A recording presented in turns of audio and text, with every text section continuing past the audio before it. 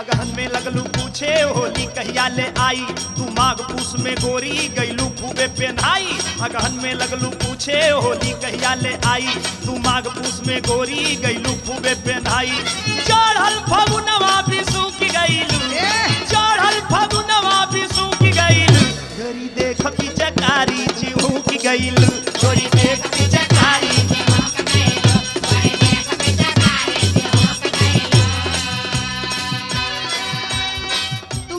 का बात करत हवा बिल्कुल। तो सुना हम बतावत हूँ। माघ पुस अगहन में दहिया जुड़ा